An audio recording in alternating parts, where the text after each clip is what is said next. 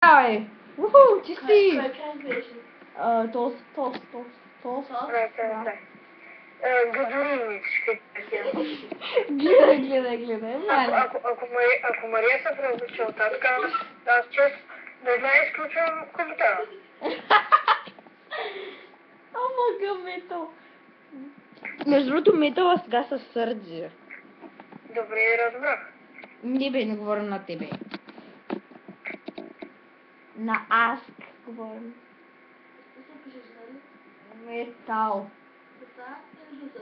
Никола метал са Какво? Метал са На лагера го беше написал с А, пък да се пише с Омай. Да, какво се пише? Ама на лагера го беше написал с Да, защото жентичко обичаха да метла, а после не за метал. Ама то стана метву. Канибалов ред ли го беше? Уау, управило защото... Ах, бедро!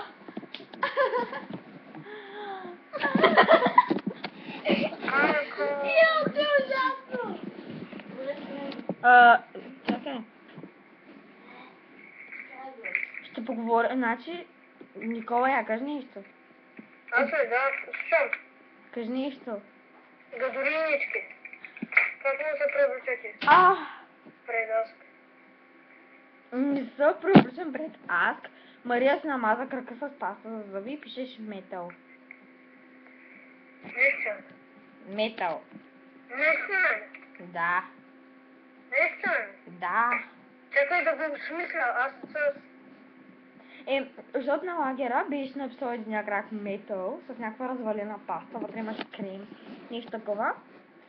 И тя го беше написала и си и остана някаква такава следа. Благодаря. Много мен. Чаеш Мария ма вика. Кажи. Мария. Не да ма вика.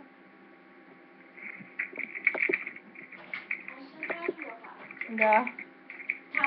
Само ще ви кажа, че пастата беше засъхнала. Махай се, ти не искам да ми говориш, разбрали? Махай се, ти си гадна. Мария ма удря фамилията. Ой, И сега какво прави? дали мириш на паста? Ох, мириш на паста. Мерише си крака. Ай, стръм го и ще пусна пред тебе камерата. А така, пак да ми се гъзиш там. Не съм се загъзила.